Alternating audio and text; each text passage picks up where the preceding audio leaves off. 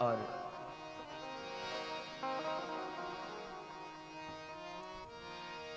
कहे वो राम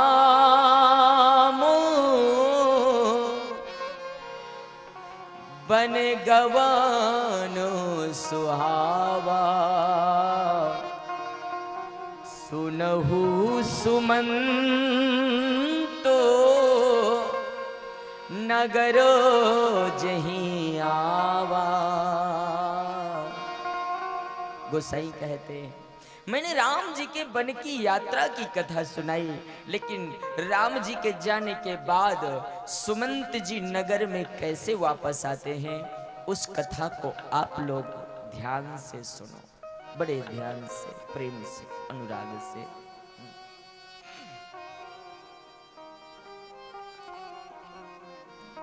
मेरे भाई बहन, सुमंत जी को गंगा के किनारे राम जी ने छोड़ा था, गंगा घाट के किनारे, और गंगा घाट के किनारे छोड़ करके चित्रकूट तक राम जी चले गए, लेकिन महामंत्री सुमंत गंगा के किनारे ही पड़े रहे। क्यों? गोस्वामी जी कहते हैं राजमंत्री सुमंत जानते थे कि राजा दशरथ मेरे इंतजार में बैठे हैं और मैं अयोध्या को जाऊंगा, महाराज दशरथ मुझसे पूछेंगे कि तुमने राम को कहाँ छोड़ा, राम को क्यों नहीं लाए, तो मैं उन्हें जवाब क्या दूंगा। हाँ, बड़ा दर्दनाक दृश्य है ये मेरे भैया। और ये कथा हमें सीख देती है कभी छोटी छोटी विपत्तियों में घबराना नहीं, क्योंकि गोस्वामी ने जो अयोध्या का वर्णन राम जी के बन जाने के बाद किया है वो बड़े बड़े लोगों के भी हृदय को विदीर्ण करने वाला है, बड़े बड़े ज्ञानियों के। सुमंत जी गंगा किनारे ही पड़े थे। लौट करके जब केवटों ने देखा है सुमंत नदी किनारे पड़े हैं, सुमंत को उठाया केवटों ने, रथ पर बिठाया और समझाने लगे, हे महामंत्री, आप तो राजा दशरथ जैसे सम्राट के सेवक हो, आपको धैर्य रखना पड़ेगा, आप अयोध्या वापस जाओ। लेकिन सुमंत कहते हैं केवटों से, भैया मैं जानता हूं अयोध्या का सम्राट केवल मेरे इंतजार में है। सुमंत को यह भी पता है कि मैं जाऊं और राम को बिना लिए जाऊं तो राजा दशरथ अपना जीवन छोड़ देंगे, राजा दशरथ जिंदा नहीं रहेंगे। गोसाई कहते हैं केवटों ने रथ पे बिठाया, सुमंत में इतना सामर्थ्य नहीं था कि रथ को चला करके अयोध्या तक जा सके, तो केवट स्वयं रथ को चलाते हैं और रथ को चला चला कर अयोध्या के समीप पहुंचे। गोसाई तो इतना कहते हैं जिस रथ में राम जी बैठते थे ना, उस रथ में जो घोड़े, 4 घोड़े जोते जाते थे, सफेद रंग के जो 4 घोड़े जोते जाते थे ना, राम जी जिस दिशा की ओर गए थे वो घोड़े भी उसी दिशाओं की ओर दौड़ रहे थे। राम जिधर है, और तुलसी को कहना पड़ा, जासु वियोग विकल पशु ऐसे, जासु वियोग विकल पशु ऐसे, जासु वियोग विकल पशु ऐसे, जासु वियोग विकल पशु ऐसे, प्रजा मातु पितु जी हैं कैसे, प्रजा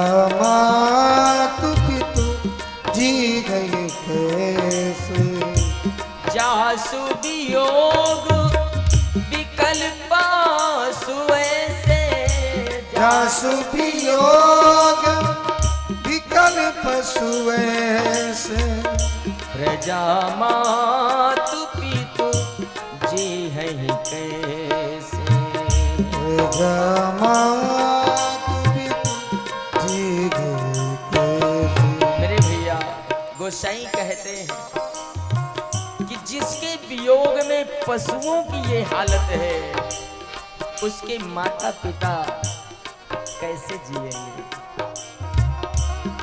रथ में बिठाया सुमंत को, रथ चला अयोध्या की ओर। तुलसी कहते हैं अयोध्या के किनारे दिन में रथ 4 बजे पहुंचा। केवटों ने सुमंत से कहा, महाराज हम आपको अयोध्या नगर में प्रवेश कराएं कि यहीं छोड़ दें। सुमंत ने कहा, बोले भैया आप लोग यहाँ से वापस जाओ, मुझे अकेला जाने दो। क्योंकि दिन के उजेले में रथ पहुंचा।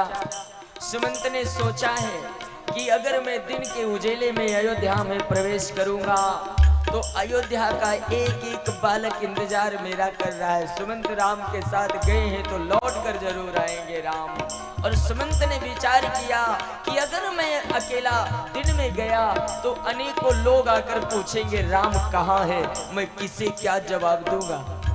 तो अयोध्या नगर के बाहर एक वृक्ष है बट का, और उस बट वृक्ष के नीचे महामंत्री सुमंत दिन व्यतीत करते हैं। तुलसी को कहना पड़ा, बैठ बिटप तरु दिवस बितावा, बैठ बिटप तरु दिवस बितावा, साँझो समय करो अवसर आवा, साँझ समय करो अवसर आवा, अवध प्रवेश कीनो अंधियारे, अवध प्रवेश कीन अंधियारे।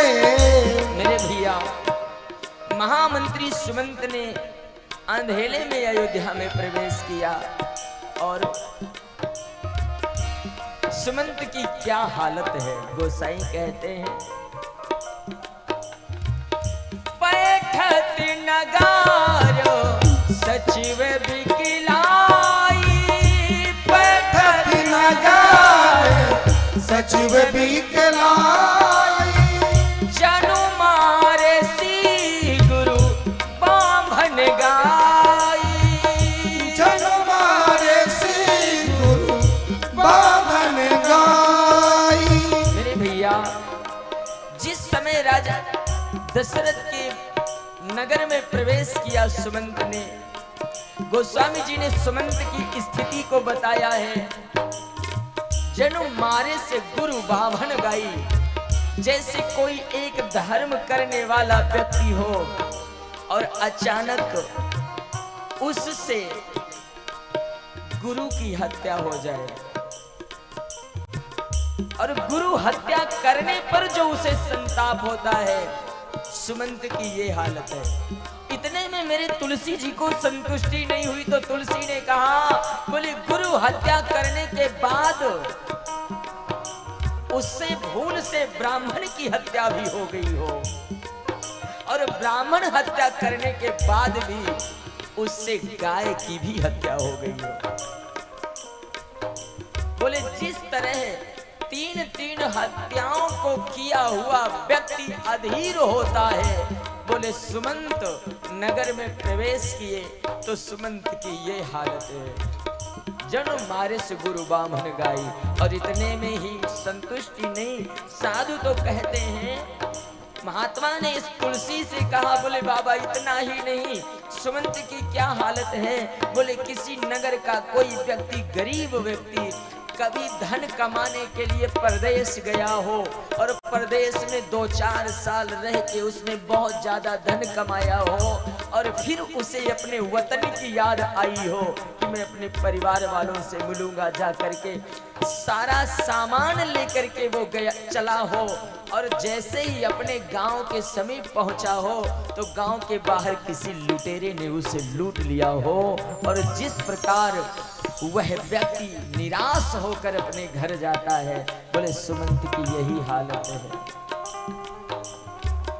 पैठसी नगारो सचिव बिकलाए, पैठत नगार सचिव बिकलाए, जनु मारे सी गुरु बाभन गाए, जनु मारे सी गुरु बांधन गाई। मेरे भैया, रथ अयोध्या में प्रवेश किया। अयोध्या की गलियों में रथ चलने लगा। महामंत्री सुमंत रथ में बैठे नहीं, रथ से नीचे उतर के घोड़ों की लगाम पकड़े हुए आगे आगे जा रहे थे।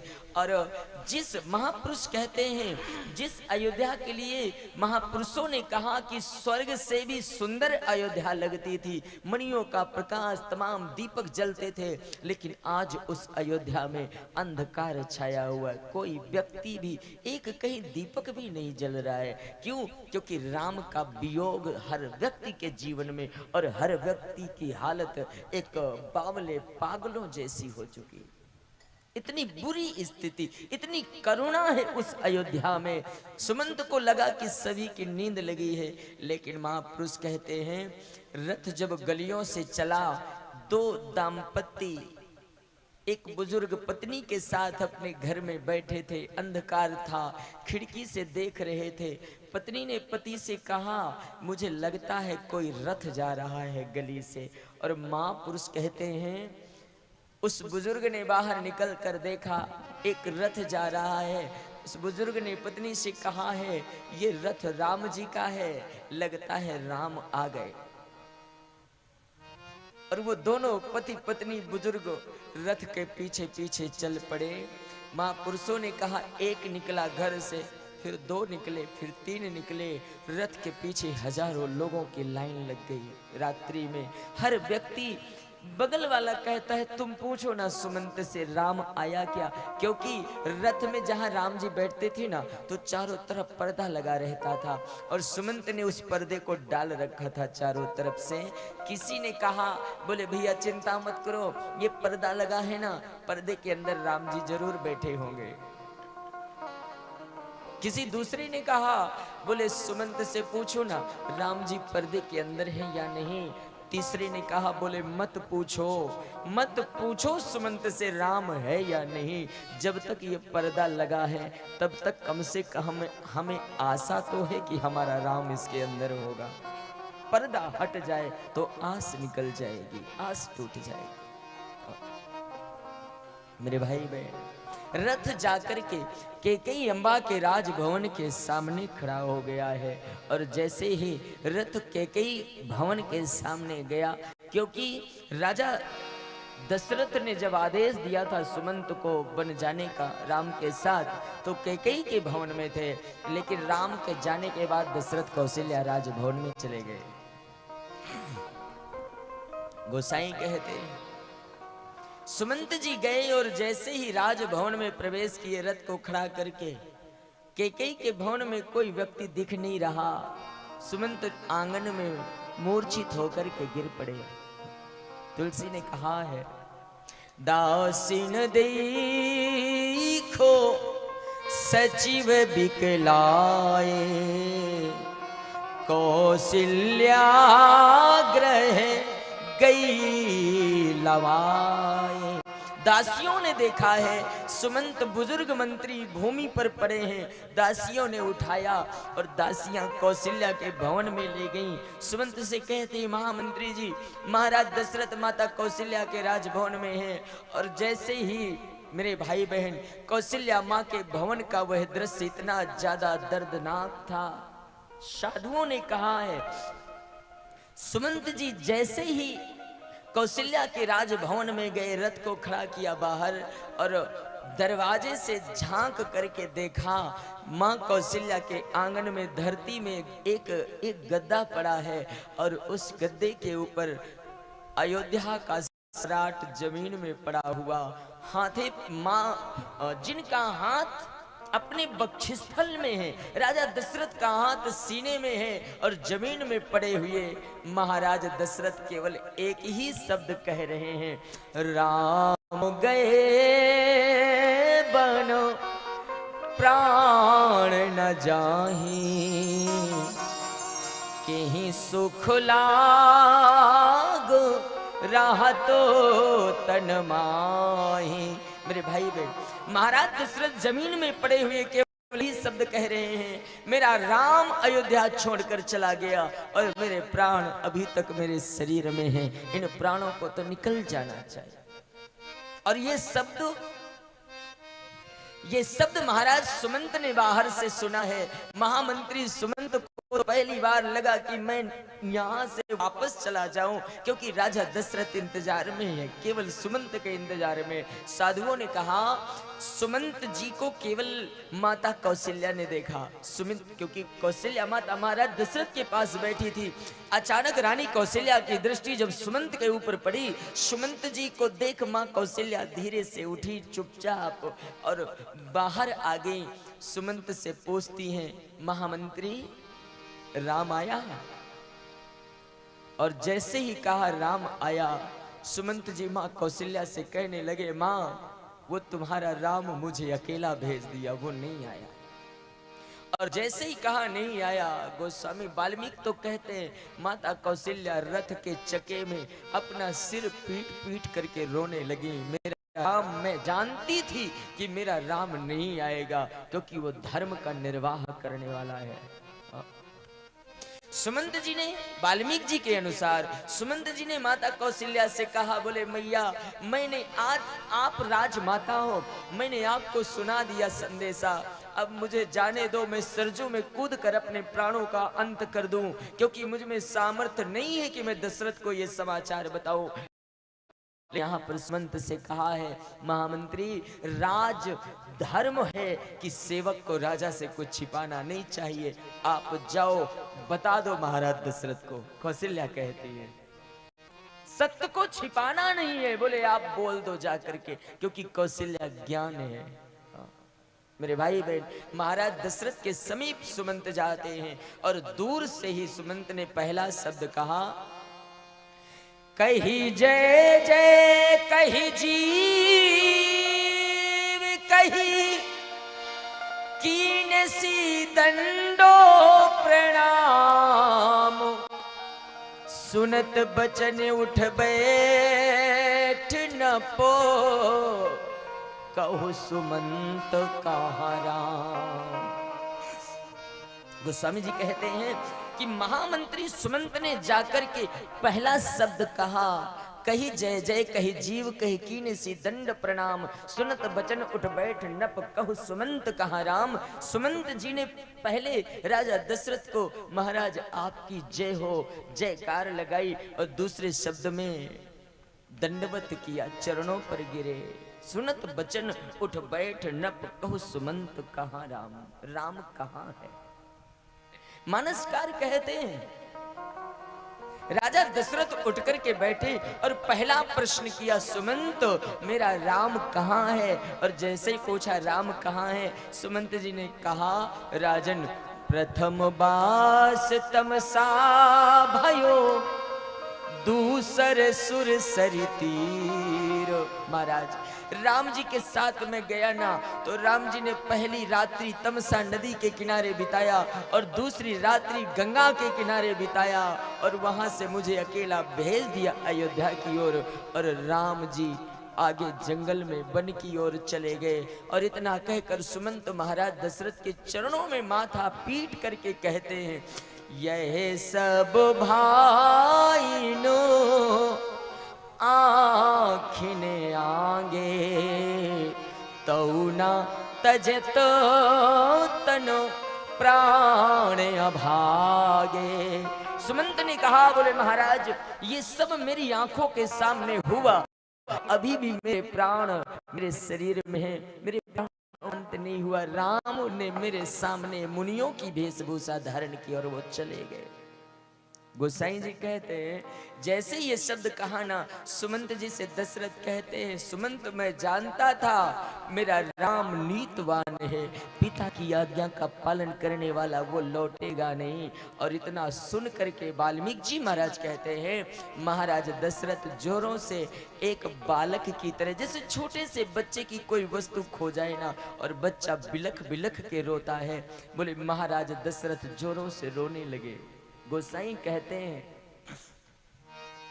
दशरथ ने पहला शब्द कहा, बोले हार घुनंदन प्राण पीरीते हार गुणनंदन प्राण पीरीते हार गुणनंदन प्राण पीरीते हार गुणनंदन प्राण पीरीते हार गुणनंदन प्राण पीरीते हार गुणनंदन प्राण पीरीते तुम बिन जिया तो बहुत दिन बीते तुम बिन जिया तो बहुत दिन बीते तुम बिन जिया तो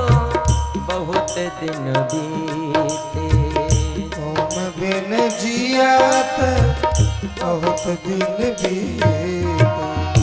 हार गुणनंदन प्राण पीरीते हार गुणनंदन प्राण पीरीते तुम बिन जिया तो बहुत दिन बीते तुम बिन जिया तो बहुत दिन बीते गोसाई कहते हैं प्राण कंठो गति भयाऊ भुआलू प्राण कंठ गति भयव भुआलु मन विहीन जनु व्याकुल व्यालो मणि विहीन जनु मेरे भाई बहन राजा दशरथ इस तरह विकल हो गए। तुलसी कहते हैं कि जिस तरह मणियारे शरीर की मणि निकाल लो तो वो पागलों की तरह व्याकुल हो जाता है, उसी तरह महाराज दशरथ व्याकुल हो गए। और इतना ही नहीं, गोसाई कहते हैं इंद्री सकाल विकल भई भारी इंद्री सकाल विकल भई भारी जनु सुर सर सिज बनु बीनो बारी जनु संसर सिज बनु बिन बारी कौशल्या धरि धीरज काई कौशल्या धीरज कहाई भाई बहन राजा दशरथ की ये हालत है। तुलसी ने कहा प्राण कंठ गति भयो भुआलो, राजा दशरथ के प्राण कंठ में आ गए और महाराज दशरथ के मुख से केवल एक ही शब्द निकल रहा है, हार गुणनंदन प्राण प्रीते तुम बिन जियत बहुत दिन बीते, बड़ा दिन हो गया तेरे बिगर जीते। अब नहीं, इंद्री सकल शिथिल भई भारी, जितनी 10 इंद्रियां हैं ना उन 10 इंद्रियों ने काम करना बंद कर दिया, राजा दशरथ शिथिल हो गए। मेरे भैया मैं एक शब्द पुनः आपको कहना चाहूं, अयोध्या कांड जिस दिन मैंने प्रारंभ किया था ना तो मैंने पहले कहा था कि अयोध्या कांड को गोस्वामी जी ने समय शब्द के साथ प्रारंभ किया है। समय शब्द लिखा पहले सूत्र में, एक समय सब सहित समाजा। मैं एक प्रार्थना करूं, ये समय की मार बड़ी खतरनाक है।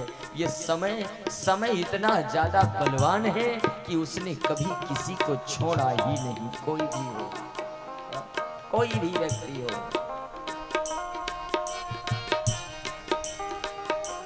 समय ने कभी किसी को नहीं छोड़ा। ये समय ही तो है जिस राजा के लिए साधु लिखते हैं, सुरपति बसाई बाहुबल जाके, सुरपति बसाई बाहुबल जाके, नरपति सकल रहे रुखता के, नरपति सकल रहे रुखता के। जिसके बल में देवराज इंद्र निवास करता था, आज उस राजा की ये हालत है, धरती में पड़े हैं हाँ, प्राण कंठगत हैं। और महापुरुषों ने तो इतना कह दिया। कौशल्या समझाने लगी, राजन आप तो रघुवंश कुल के सूर हो, अगर सूर अस्त हो जाएगा तो इस संसार में अंधकार मच जाएगा, आप धीरज रखो। लेकिन महाराज दशरथ यहाँ पर, साधुओं ने कहा राजा दशरथ जमीन में पड़े थे, अचानक खड़े हो गए और खड़े होकर के राजा दशरथ पूरे राजभवन में दौड़ने लगे, रो रो करके इधर उधर दौड़ते हैं। सामने राजभवन में एक शिल्प, एक पत्थर का खंभ था। राजा दशरथ बिलखते हुए दौड़ रहे थे, राम राम कह के दौड़ रहे थे, और अचानक महाराज दशरथ उस खंभे से टकरा गए।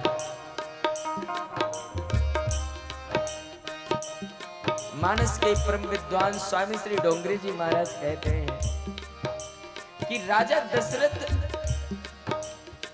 बालकों की तरह रोकर के दौड़ रहे थे, अचानक खंभे से टकरा गए, और जैसे खंभे से टकराए माथे से रुधिर निकलने लगा, और राजा दशरथ के आंखों की ज्योति चली गई, उनको दिखना बंद हो गया। तुलसी ने कहा है, कौशल्या ने राजा दशरथ को अपनी गोद में सिर रखकर लिटा लिया, और मां कौशल्या समझाने लगी, भगवान धीरज रखो आप। लेकिन यहाँ पर तापस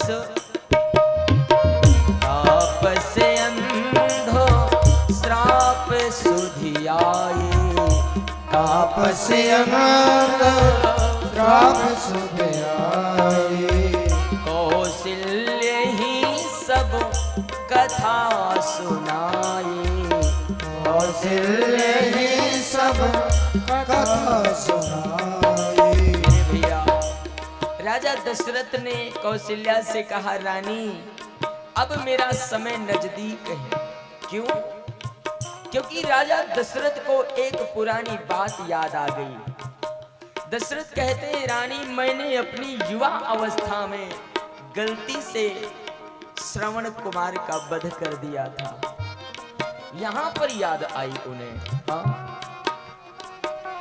युवा अवस्था में जब उनके कोई संतान नहीं थी, राजा दशरथ के ना शिकार खेलने गए थे, और अचानक शिकार के धोखे श्रवण के ऊपर बाण लगा। दशरथ ने कहा, रानी जब श्रवण का वध हुआ था ना, तो उसके माता पिता ने मुझे श्राप दे दिया था कि दशरथ जिस तरह आज पुत्र के वियोग में हम अपने प्राणों को त्याग रहे हैं, तो तू भी एक दिन पुत्र के वियोग में मरेगा, पुत्र के वियोग में। और दशरथ ने कह दिया, रानी वो समय नजदीक आ गया है।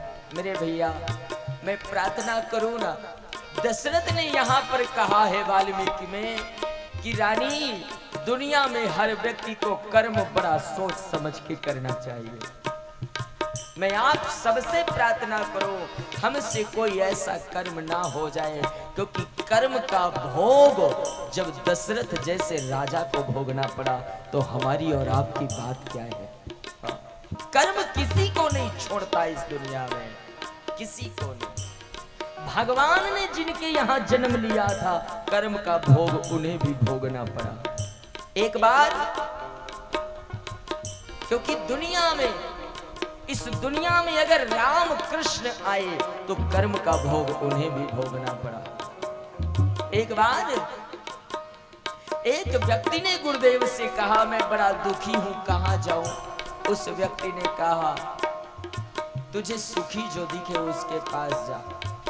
वो राम जी के पास गया, राम जी से कहा, भगवान आप सुखी हो।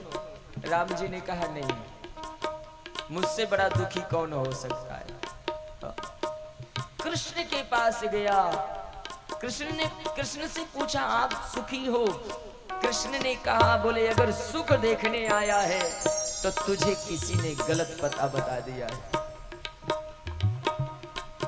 आप भी दुखी हो? बोले हाँ। उस व्यक्ति ने कहा आपने तो गीता जैसा ज्ञान दिया है, आप कैसे दुखी हो?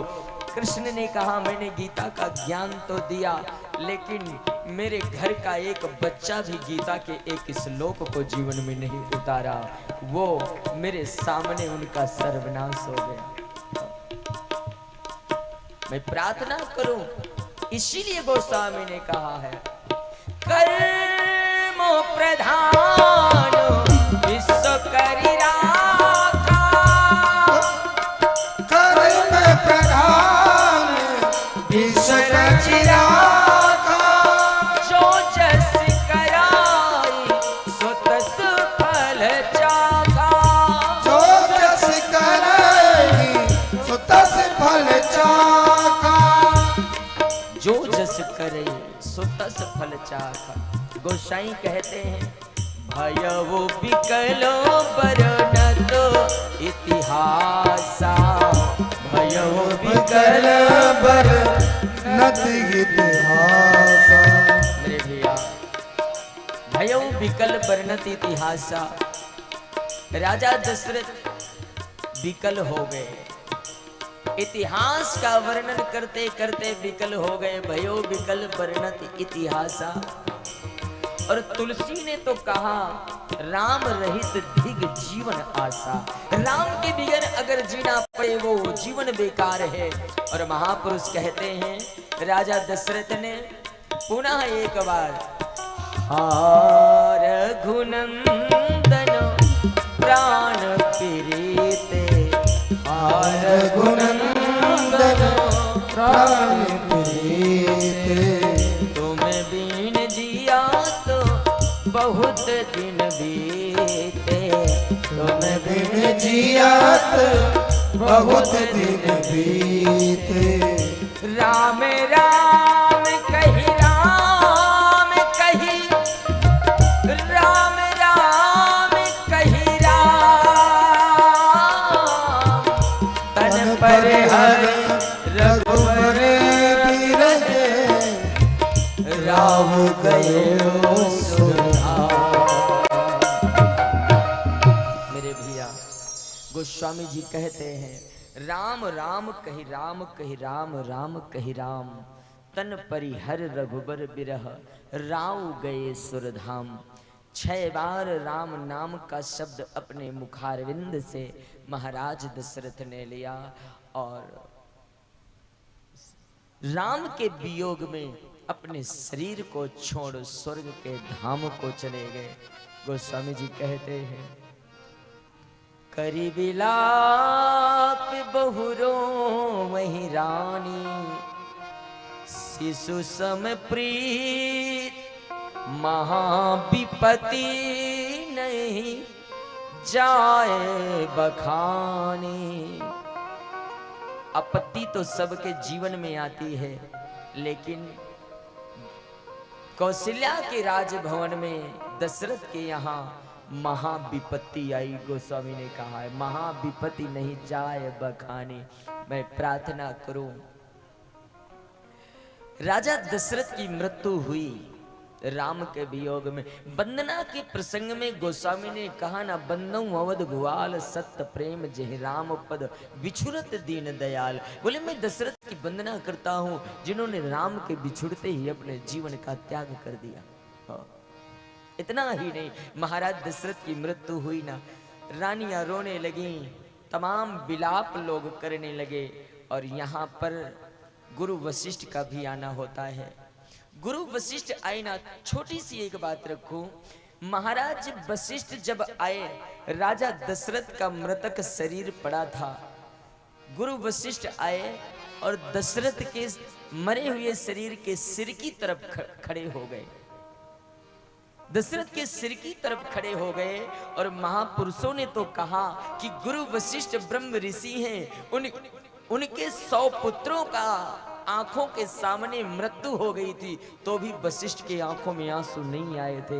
लेकिन जैसे ही राजा दशरथ के पास आए तो गुरु वशिष्ठ दशरथ को देख करके रोने लगे।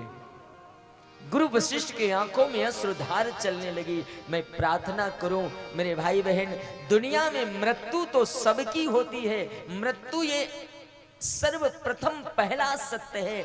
कौन है दुनिया में जिसे मरना नहीं है? सबको मरना है, लेकिन मृत्यु सराहनीय उसकी है जिसके मरने में हमारे भारत देश का कोई संत रोता हो। साधु रोए तो समझना ये व्यक्ति जीवन में कुछ प्राप्त किया होगा।